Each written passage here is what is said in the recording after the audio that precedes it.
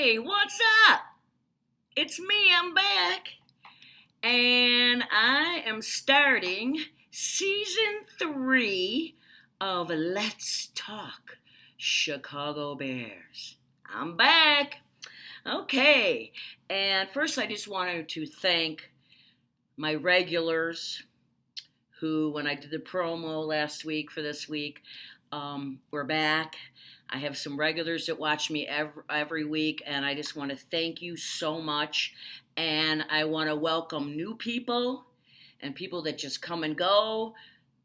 Turn me on and listen to my show. But yes, and we're back. This is going to be an interesting season for sure. Today I'm just going to go over a little bit about the last 2 games. It's preseason, so you can't go too crazy with preseason, right?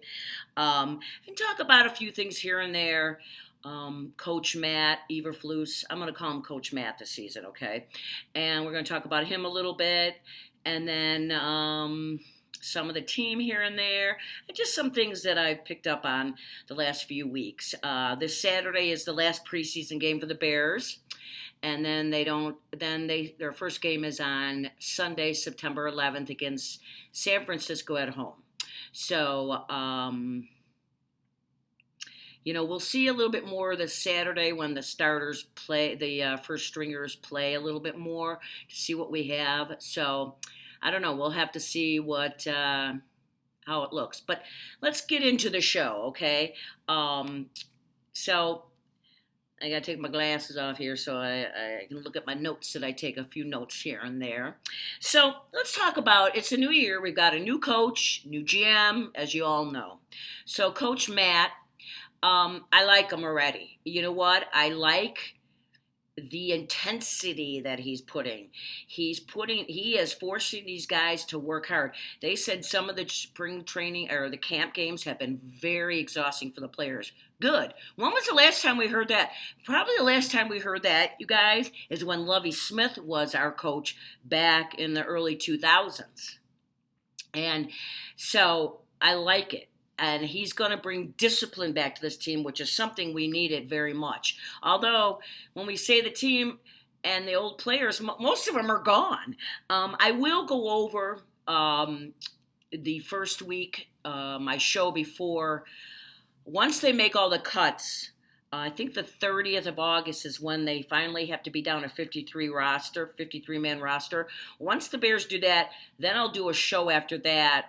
Before the first game and talk about who's on the team, who isn't. So there's really no point in talking about that yet because they're still trimming and a lot can change. But we do know a lot of them are gone. Robinson is gone, Hicks is gone, Mack is gone, Goldman is gone. There's another one that was I can't think of his name, but it doesn't matter. But there's a lot of players gone. So we're going to see what comes out. So let's talk about Coach Matt. I really like it. And the other thing I really like about him is when I've listened to his press conferences, the first thing that popped in my mind was, wow, there's finally an adult in the room. You know what I mean? And I will say, it's so nice to see a coach not wearing that stupid visor and being bald, although he's got a full head of hair, so it doesn't matter. But I am not a visor fan. Obviously, you know that because I made fun of it last year all the time. But it made it worse because he's bald. I mean, what an idiot, Nagy. Anyways, we're not going to talk about Matt Nagy anymore because he sucked. He's gone. And we have a lot of work to do. The Bears have a lot of work to do in the next year or two to build back up all the mistakes that the old regime did. So again, I like Coach Matt a lot, and I like this because he said, if you want to be a good football team, you have to have mental and physical stamina, and that is so true. And you have to work hard to get there. And if you're going to be soft, it isn't going to work. And that's why he's working these guys in camp. He's working them hard. And he said, so his tempos are going to be high, intense, and they're going to be executing, and there's going to be practice with speed, and I like it. And he goes, and I'm going to work these guys so that they build the mental and physical stamina that they need. Now, when did you ever hear that Nagy ever say shit like that? Never. Okay, so the one thing about Coach Matt is he's got a philosophy, and he calls it H.I.T.S. Capital H, capital I, capital T, capital S. And that is his philosophy. And even players from Indy, when he was the defensive coordinator for the Indiana Colts, has said, there's a player that came over to the Bears, and he said, yes, he's been always preaching H.I.T.S. That's what it stands for. And I mean, that's not what it stands for, but that's what it says. So what does it mean? Hustle, intensity, take away the ball, and being situationally smart. Wow. So I like it. You know, the hustle, the intensity is something that we have not seen in a few years. Taking away the ball, he really is preaching that. And you've seen it in preseason so far. Again, preseason. And the other thing is being smart, situationally smart. And that is something we have lacked for a while. And that smartness means no stupid penalties. And you know how I feel about penalties. If you watched my show, you know that. So the coach says the players under his H.I.T.S. philosophy will be the hardest thing they have ever done in their football career. That's how camp is going. So he said people who buy into this for his H.I.T.S. Capital H, capital I, capital T, capital S philosophy will be the hardest thing they've ever done in their football careers. And I like it. So he's got these guys working. And I don't believe the last regime did that. I really just don't. So I'm liking the intensity that Coach Matt is bringing with this team. And, doesn't mean we're going to win everything this year. We're probably not. It's going to be a bumpy year because we have some problems, as we're going to talk about. But again, it's hard to really dive into it right now because it's still preseason. A lot of these guys are not even going to be on the team when they cut down to 53. So let's just talk about a few things. So after 2 games, this is what I, in my opinion, have seen. I'm seeing players, particularly on the defensive side, flying all over the field. I mean, these young guys are all over. You could tell there is a new boss in town. And this team, from what I'm seeing so far, is playing pretty hard. I got to really say that. They really, really are, and I'm impressed. Although, again, preseason. And, and a lot of these guys are trying to make this team. So they've got to they're trying and trying. But I like the drive I'm seeing. It's just, you see it. And the Bears obviously are going with youth. We know that.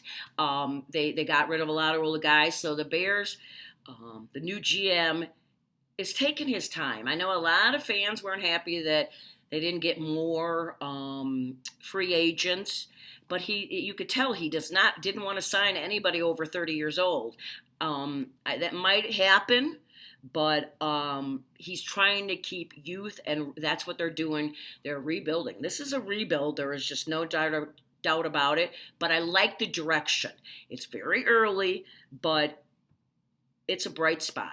And I like it. And again, I really like Coach Matt's philosophy. And he isn't going to take no bullshit. You can see that.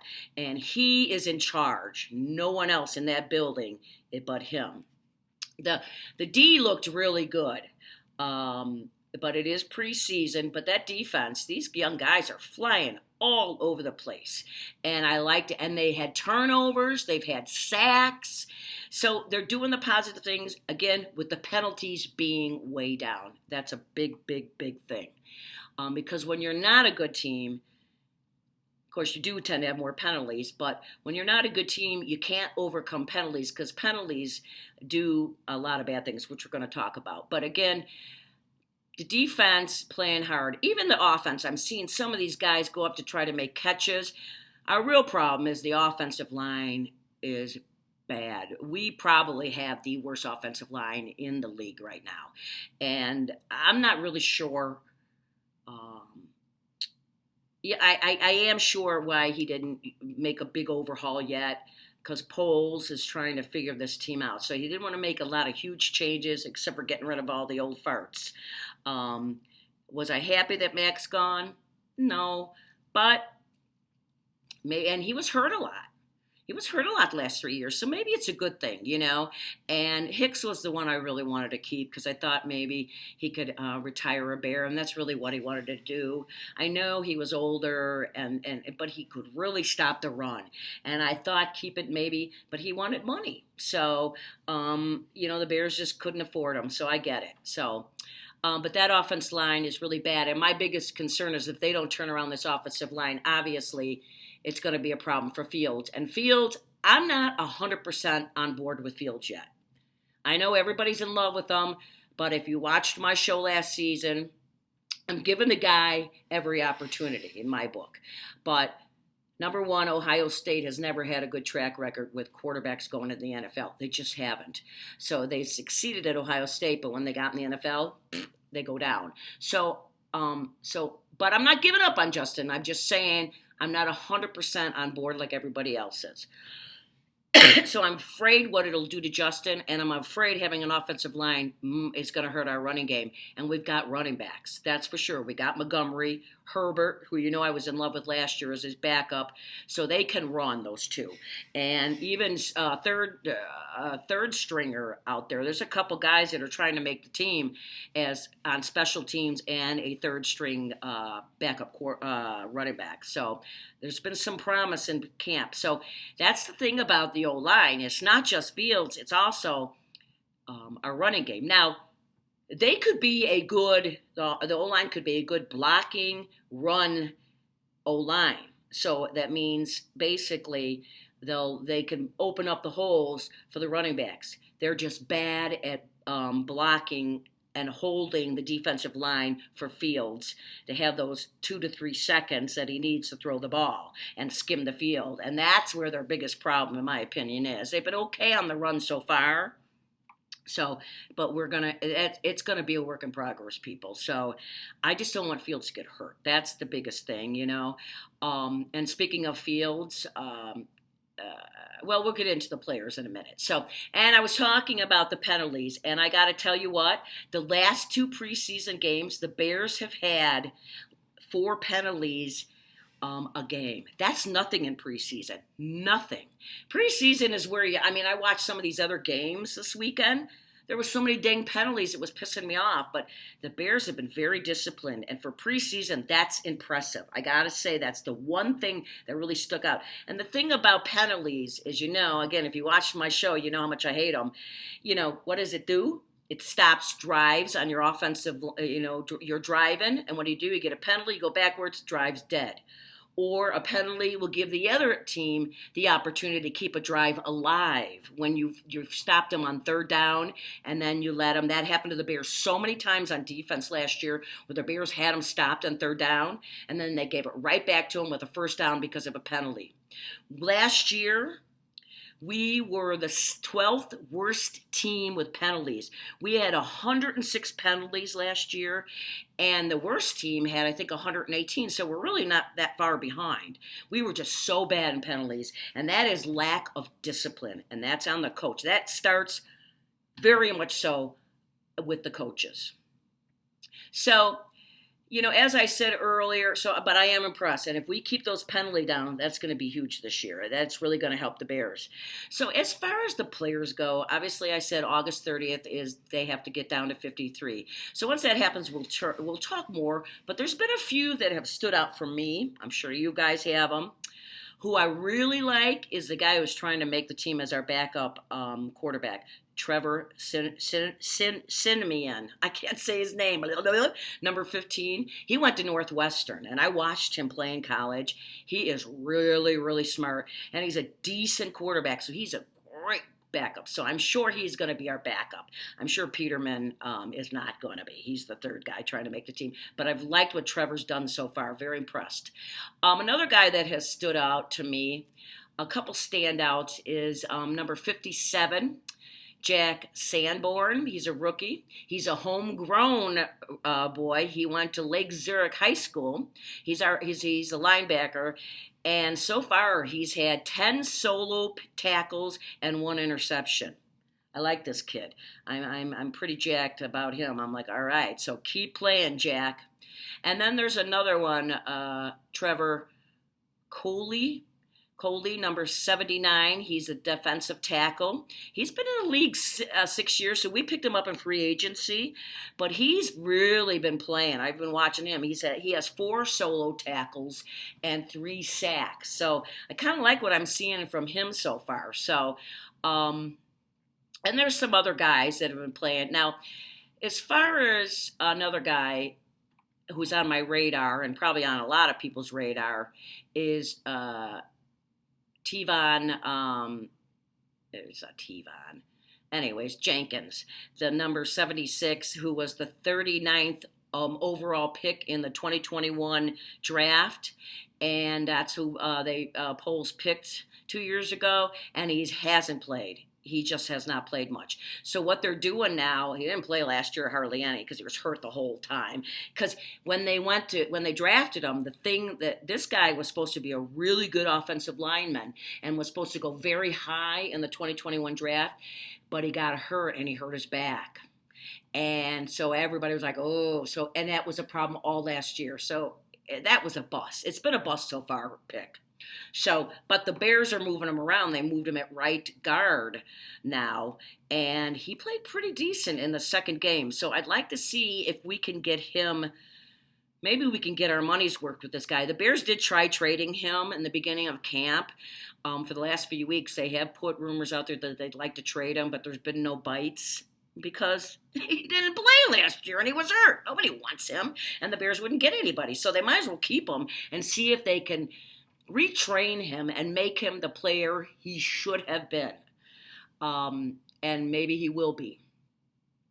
So yeah, the Bears, we'll see what happens with him. I'd like to see, I don't know, it's going to be hard. And then the one thing about our offensive line, though, too, is our center broke his thumb earlier in camp, so he hasn't been playing. But they say he's going to be ready for game 1. So that'll help because the guy, and preseason for the host, too.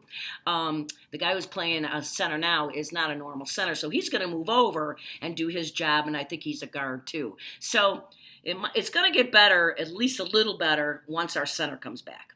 And the one guy was talking about that is trying to be our third string running back was number 31, Eber.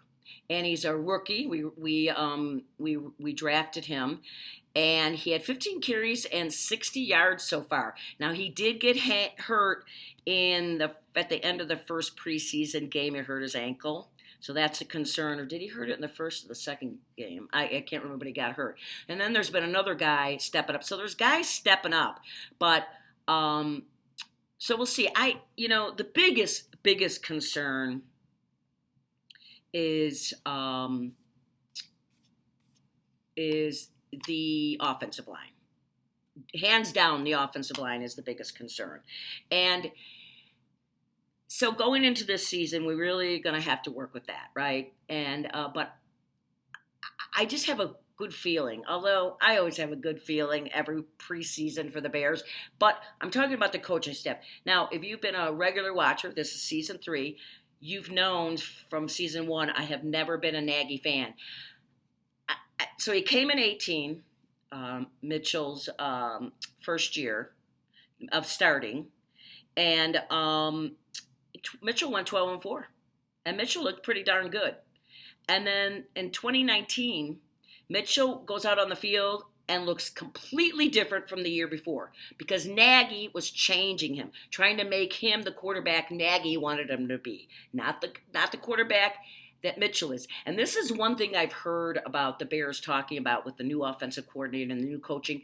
They're going to try to find Justin's strengths, and they're going to play to those strengths, and they're going to call plays to those strengths. Unlike Nagy, who was a terrible play caller, he didn't care. It was all about Nagy. It didn't matter. And it was all about, and there's players that have come out now since Nagy's been fired and said, yeah, this team last year was not a group together. Everybody was an individual. And that's not what you want to hear in football. You're supposed to be a solid unit. And that's what makes winners. And that's what Coach Matt is going to do. I really believe that. I think we've got a good core here. It's going to be an up and down season. So we got to be good, loyal fans because we have a lot of work to do. And, with this Roquan Smith thing, there was a point about a week ago, I was like, you know what? I like him. I like him a lot. He's awesome. But after seeing the way the offensive line played, I'm like, you know what? If you could get a first, try to trade him. He requested a trade. If the Bears would have even considered it, I think the only way they would have considered it is if they gotten a first-round draft pick for him.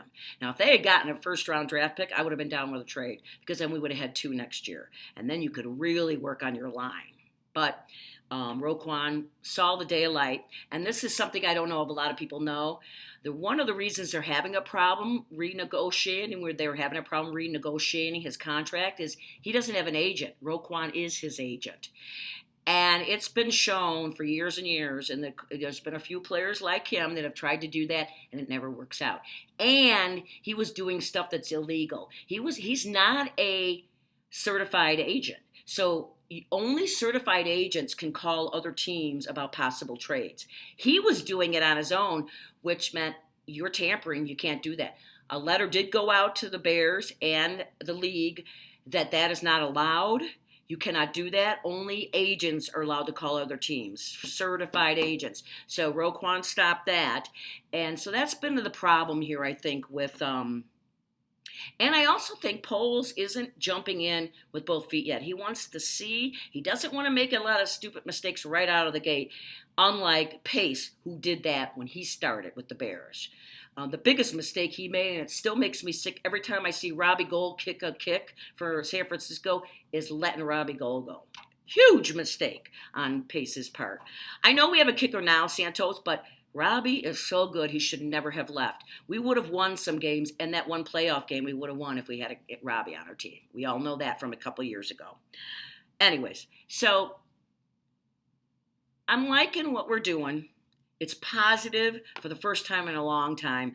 So we have to be good, loyal fans and back the Bears. If you want them to go to a Super Bowl in the next couple of years, we got to do it the right way. You don't want to plug in here and there like they have been doing the last few years. We want to build a team. So let's hope we do. Now so what I'm going to do now is I'm doing this show, and then I'm going to do a show next Monday after the last Bears preseason game on Saturday. And then I'll do another show after the Bears do their 53-man roster cut and have the Bears, who we know is going to come into the season and play that first game. And then I'll do, and then we'll be on our own. And then I'll go back, once the season starts, I'll go back to my usual Monday and Friday shows where I'll do the pre-show and then I'll do the after show. Okay? And then I'm starting a new thing this year. I'm going to pick a player each game that I felt was a player of the game. And that means not just the stats, but how they conduct themselves on the field.